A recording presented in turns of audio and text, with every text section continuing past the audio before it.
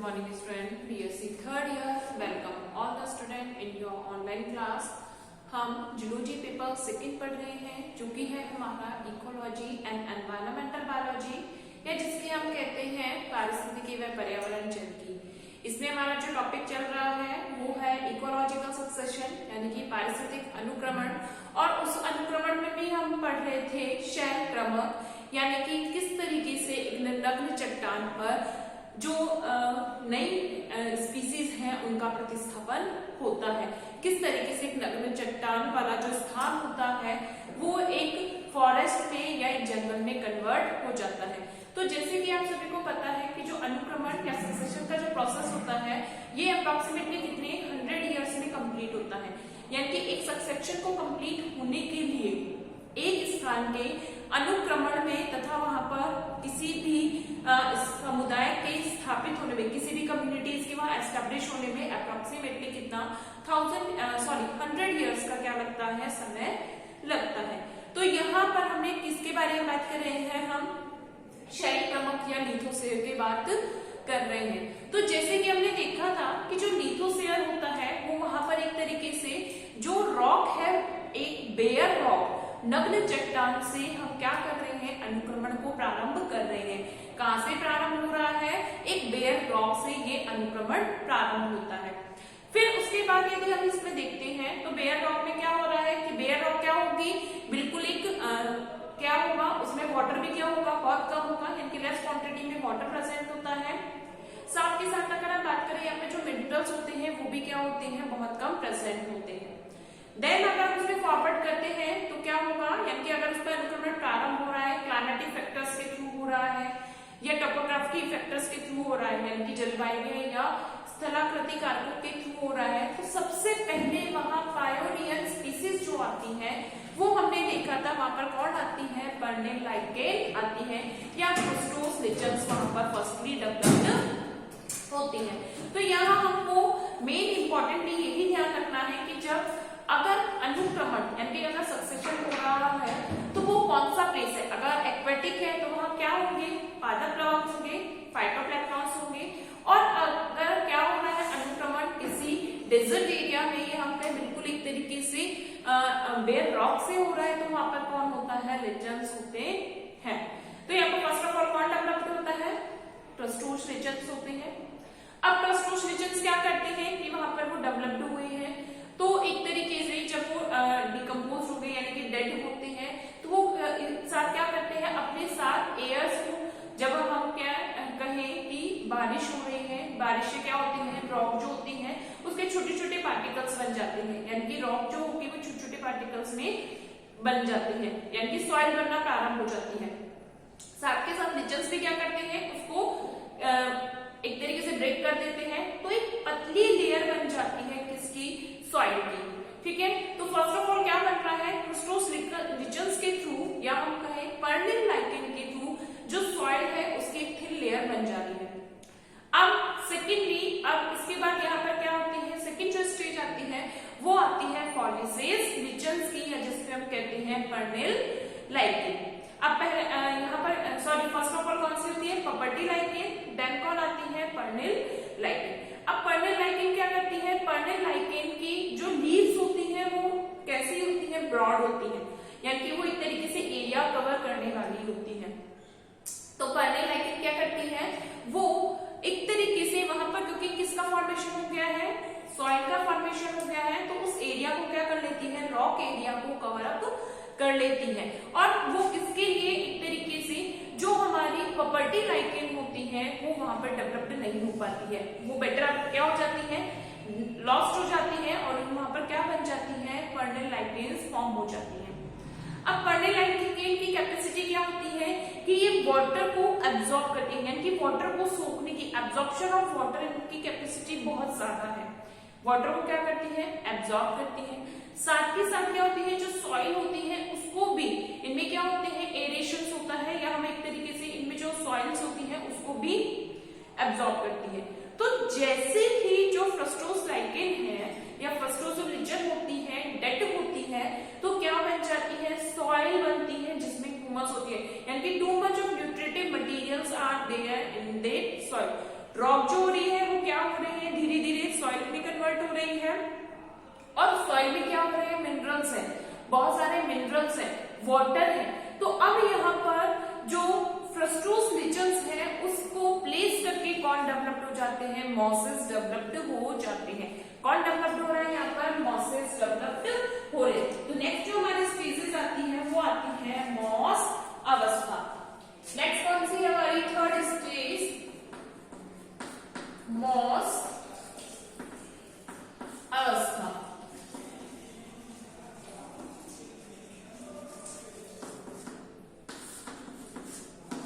ठीक है, यानी कि 2 स्टेजेस हमारे कंप्लीट होती है। नेक्स्ट क्या है हमारी मॉसेस स्टेज। तो लिखेंगे इसमें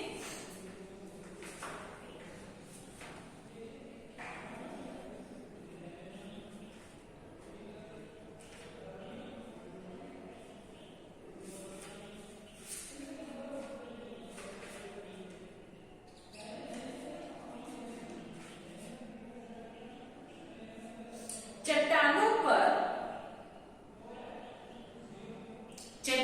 पर मृदा व कार्बनिक पदार्थों की, चट्टानों पर मृदा व कार्बनिक पदार्थों की अत्यधिक मात्रा में उपस्थिति, अत्यधिक मात्रा में उपस्थिति उस क्षेत्र की आवास परिस्थितियों को बदल देती है। अत्यधिक मात्रा में उपस्थिति उस क्षेत्र की आवासीय परिस्थितियों के लिए, आवासीय परिस्थितियों को बदल देती है, जिसके कारण इस क्षेत्र पर, जिसके कारण इस क्षेत्र पर पर्निल लाइकेन के साथ साथ, पर्निल लाइकेन के साथ साथ कुछ मरुद्भिद मॉस, कुछ मरुद्भिद मॉस जैसे ग्रीनिया, जैसे ग्रीनिया, हिप्नम,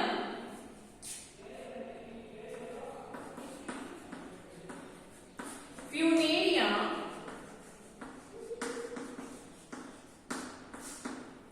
ग्रीनिया, हिप्नम, फ्यूनेरिया, पॉलीट्राइकम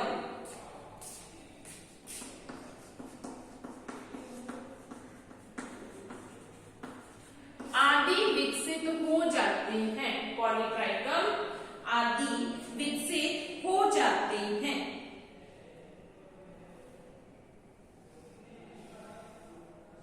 इन लाइकेन में जल को सोखने व सिंचित करने, इन लाइकेन में जल को सोखने व सिंचित करने की क्षमता अत्यधिक होती है, अत्यधिक होती है,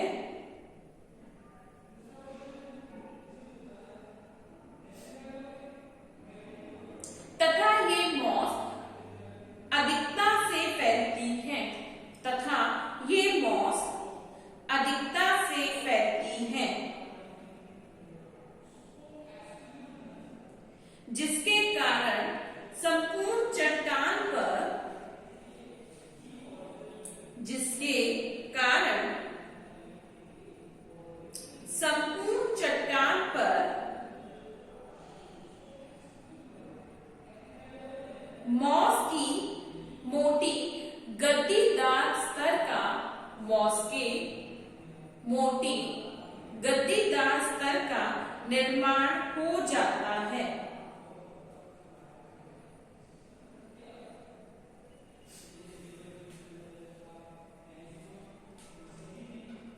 इन मॉस की मृत्यु के पश्चात, इन मॉस की मृत्यु के पश्चात चट्टान पर मृदा व कार्बनिक पदार्थों की, चट्टान पर मृदा व कार्बनिक पदार्थों की मात्रा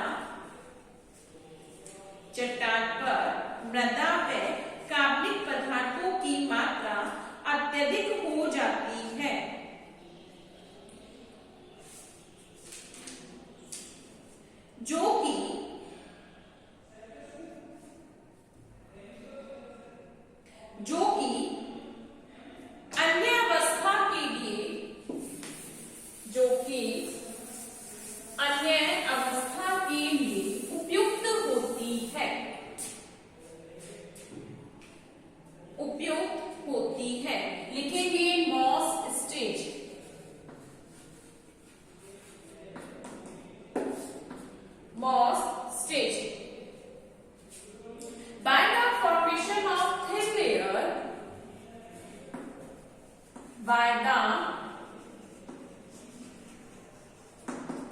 formation of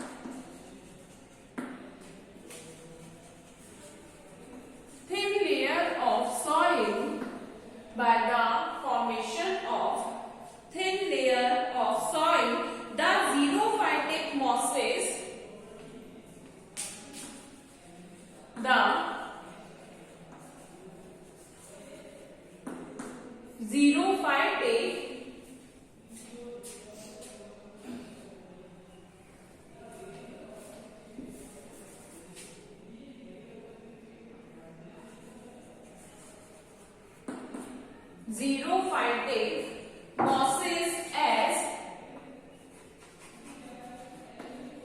xerophytic mosses as polytrichium,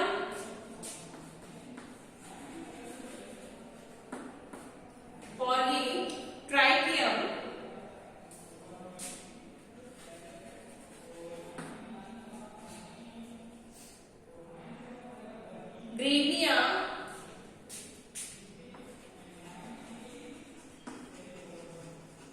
polytrichium, grevia,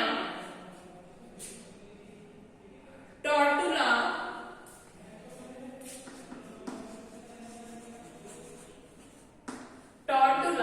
and Funalia,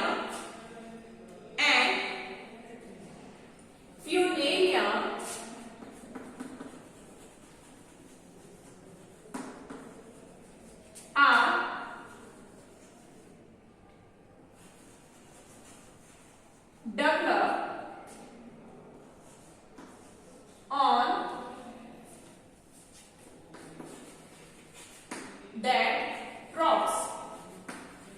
developed on that rocks. The rhizoid of mosses,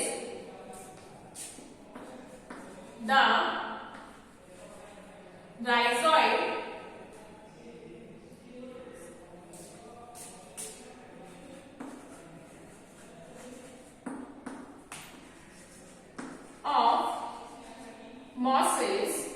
rhizoid of mosses, moss grow and compete with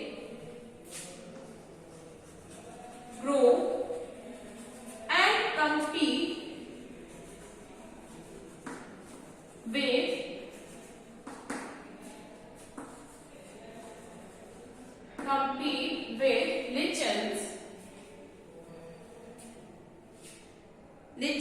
Mosses are dominant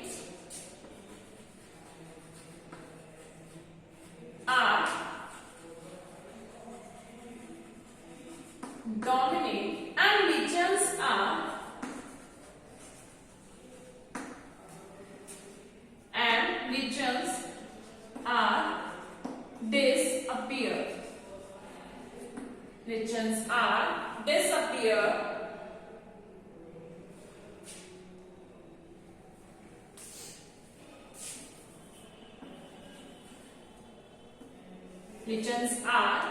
Disappears.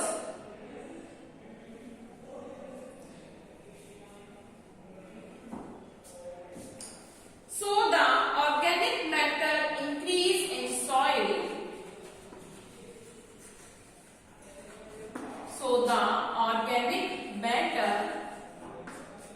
Increase in soil. So the organic matter increase in soil and the soil layer become thicker. And the soil layer become thicker.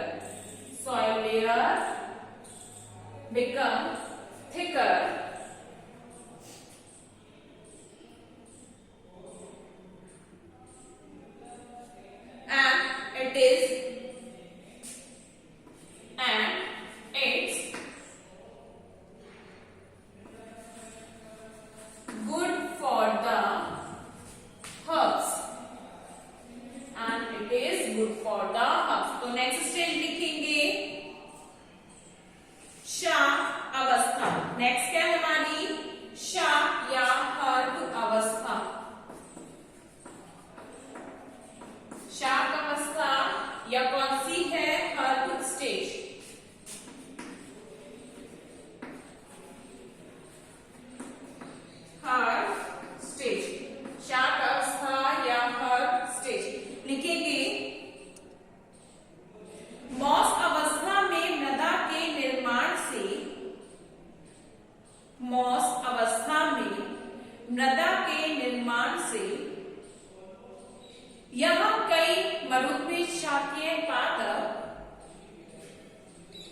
यहाँ कई मरुद्वी शाखीय पादपों के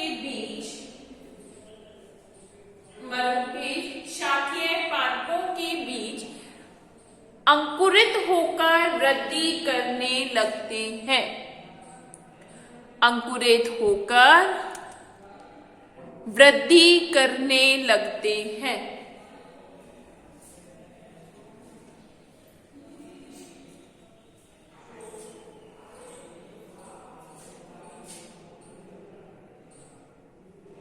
प्रारंभ में शाखीय पादपों का जीवन चक्र छोटा व वार्षिक होता है।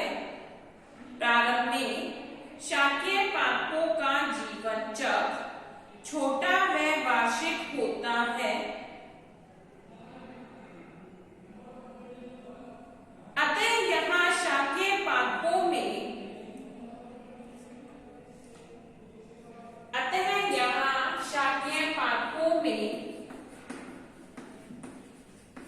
फेस्तुका,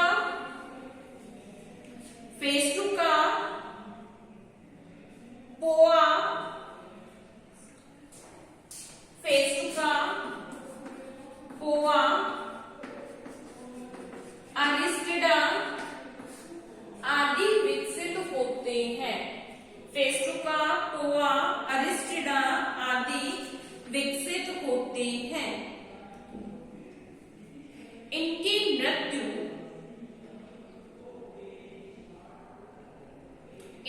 मृत्यु व क्षय तथा मौसमीय परिवर्तन से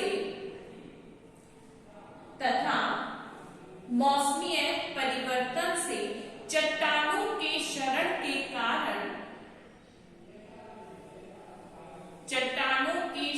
के कारण यहाँ हुमस व कार्बनिक पदार्थ अत्यधिक वृद्धि करते हैं, अत्यधिक हो जाते हैं, जिससे यहाँ द्वि व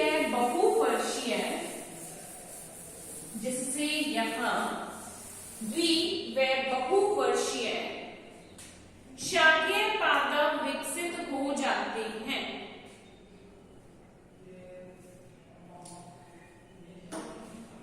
ठीक है, हम कौन सी लिख रहे हैं? थर्ड स्टेज लिखेंगे। Due to destruction of extensive mosses,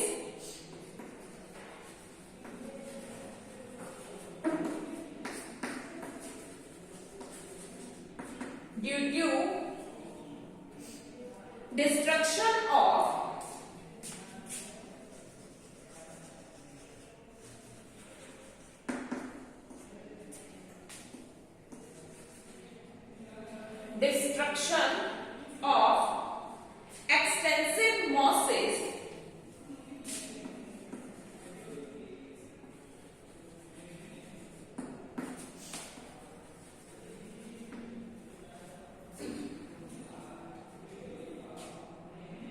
the soil become rich in mineral mosses. The soil become rich in minerals.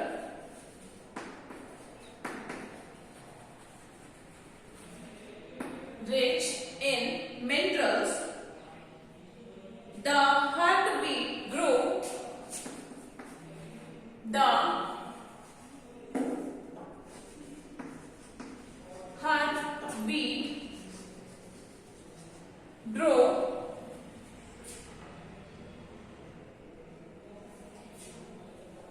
They may be annual, biannual and periannual. These weeds may be annual,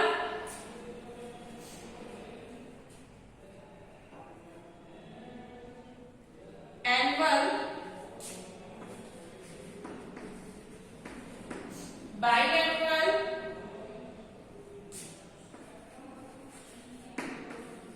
or biannual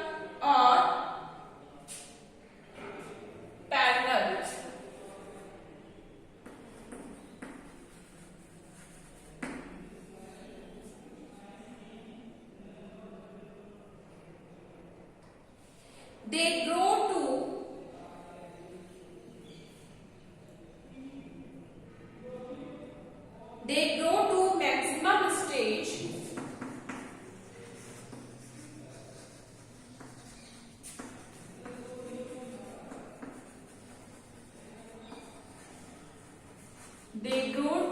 maximum stage and then decay.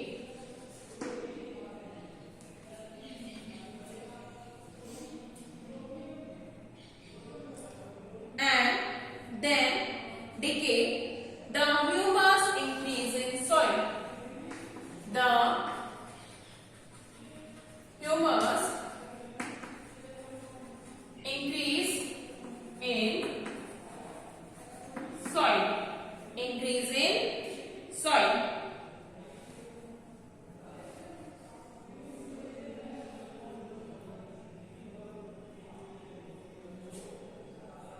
The shallow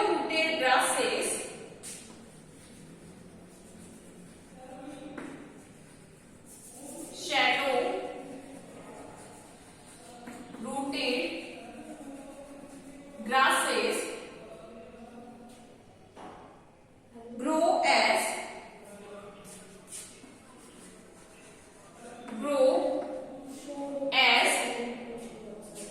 Aristedia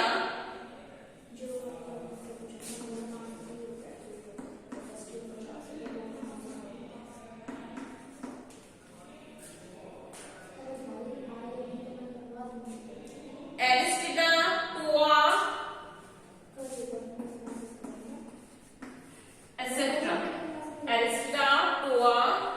etc. Next लिखेंगे, sorry अब इसी में लिखेंगे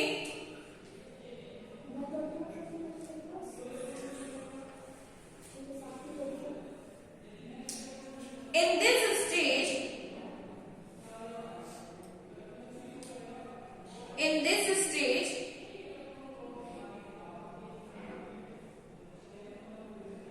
some animals like in this stages some animals as nematodes, mites,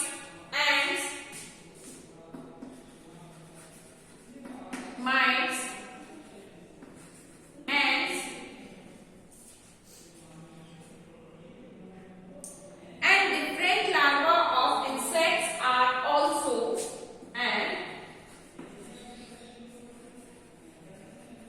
different larvae of insect also found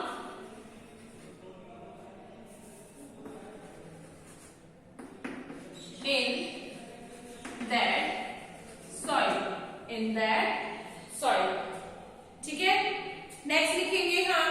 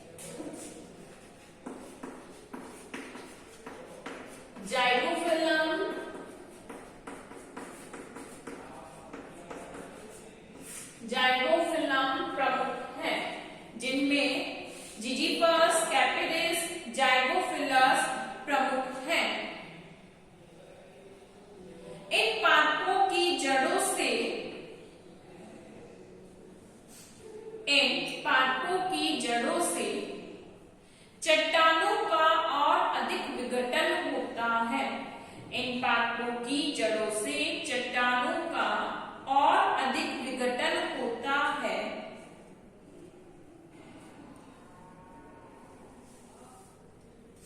धीरे धीरे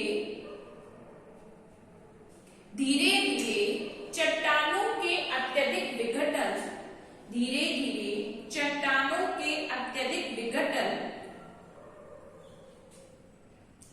तथा झाड़िये पातों की पत्तों व टूटी हुई टहनियों से, झाड़िये पातों के पत्तों व टूटी टहनियों से मृदा और अधिक उपजाऊ व हुमस युक्त हो जाती है। मृदा और अधिक उपजाऊ व हुमस युक्त हो जाती है।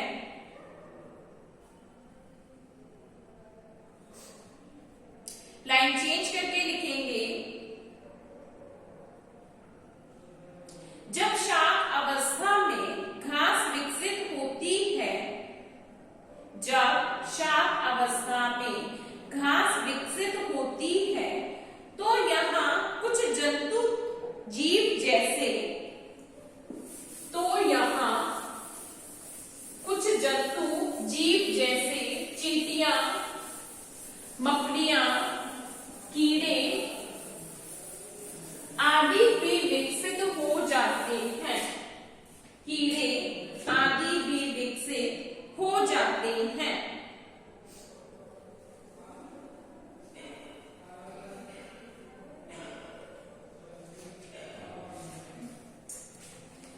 नेक्स्ट क्या लिख रहे हैं हम? Shrub stage.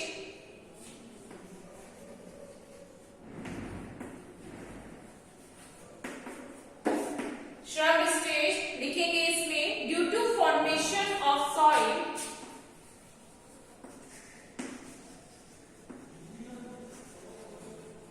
Due to formation of soil the shrubs develops, the shrub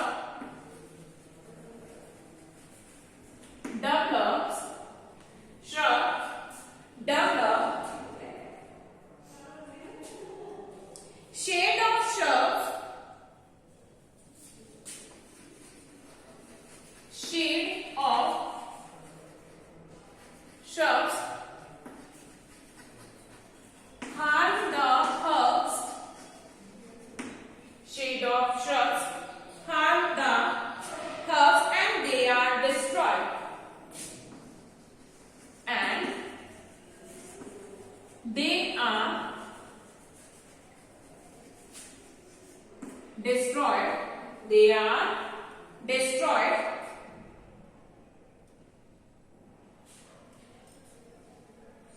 Shrub as phytocarpus,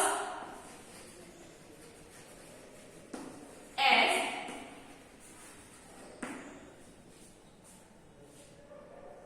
phytocarpus,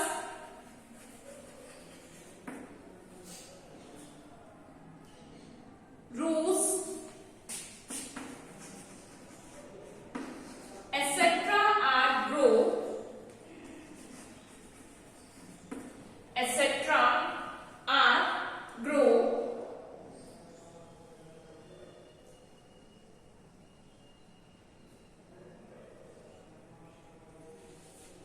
due to overshadow,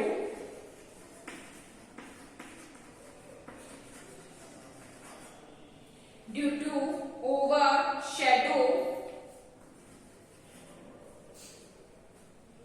transpiration,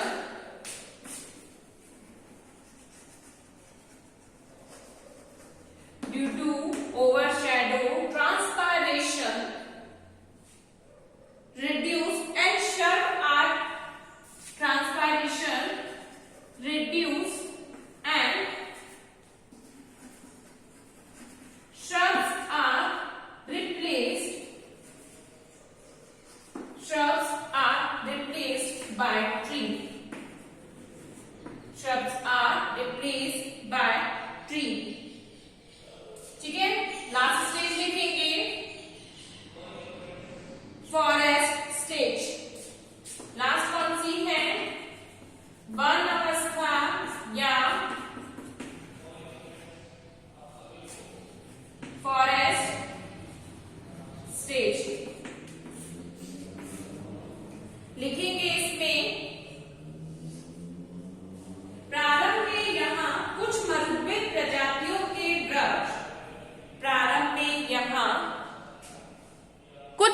मरुद्भिद प्रजातियों के वृक्ष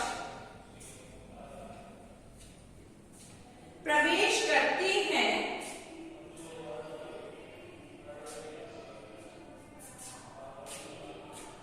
प्रारंभ में यहाँ कुछ मरुद्भिद प्रजातियों के वृक्ष विकसित होते हैं जो कि दूर दूर उपस्थित होते हैं।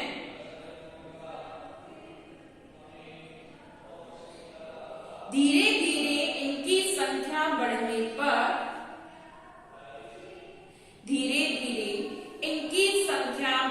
पर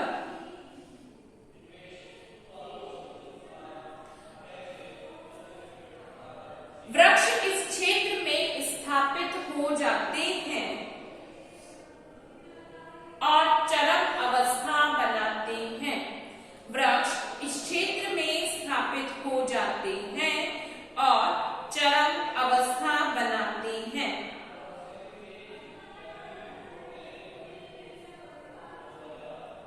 लाइन चेंज करके लिखेंगे, चरम अवस्था तक यहाँ,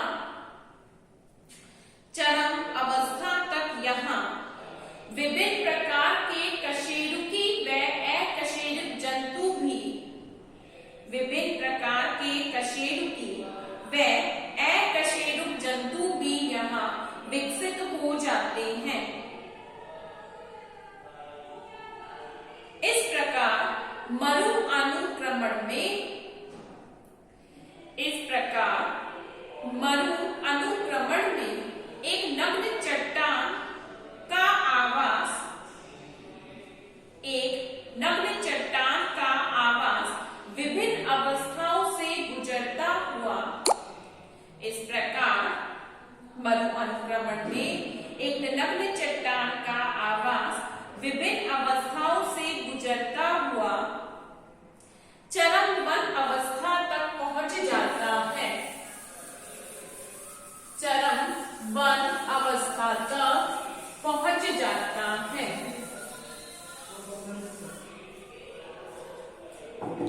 लिखेंगे फॉरेस्ट स्टेज, फॉरेस्ट स्टेज लिखेंगे, the tree are xerophytic, the trees are xerophytic as the weathering of rocks, as the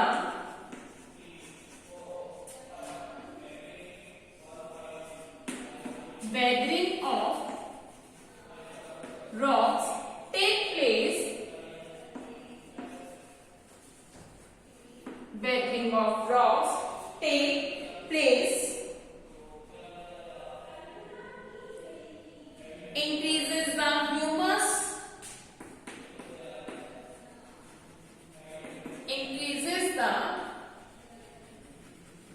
humus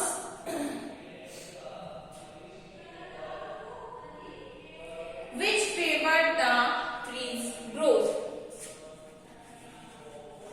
which favor the tree's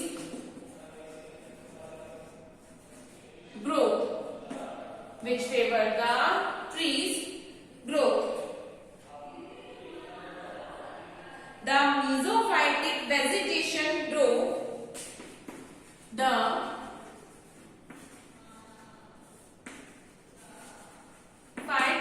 mesophytic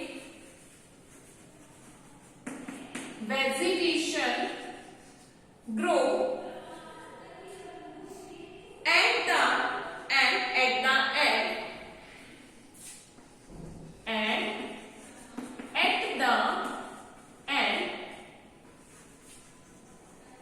climax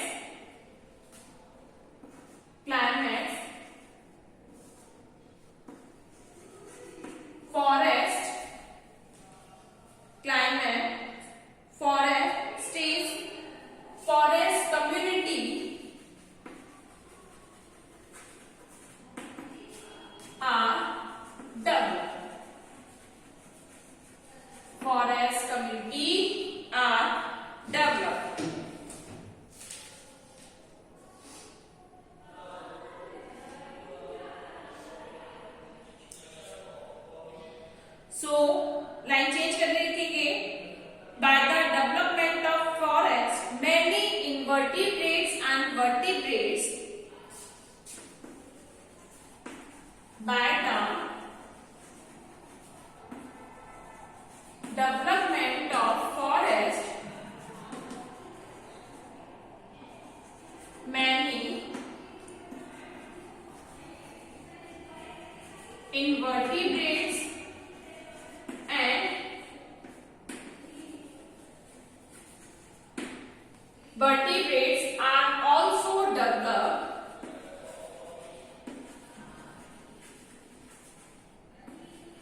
in that area, in that area। ठीक है, तो ये हमारी यहाँ unit complete होती है। ये हमारी यानी कि वैसे यूनिट बहुत बड़ी है, पर इसमें से बहुत इंपॉर्टेंट जो टॉपिक्स हैं वो हमने सिलेक्टिवली यहाँ कर लिए हैं, जिसके अकॉर्डिंग हमारी ये यूनिट कंप्लीट होती है। तो आज की क्लास हमारी यही कंप्लीट करते हैं। नेक्स्ट क्लास में यहाँ पर इस बुक की जो ये यूनिट है वो मैंने आपको कराई है, बाकी की जो नेक्स्ट यूनिट है वो आपको कोई और टीचर कराएगा। नेक्स्ट हम जो पढ़ेंगे वो हम आगे हमारी कॉर्डेट वाली बुक स्टार्ट करेंगे। ठीक है, तो नेक्स्ट जो क्लास होगी वो हमारी कहाँ से होगी, कॉर्डेट से स्टार्ट होगी। कॉर्डेट की फर्स्ट यूनिट हम कंप्लीट कर चुके हैं और उसके आगे की स्टडीज हम स्टार्ट करेंगे। Thank you students.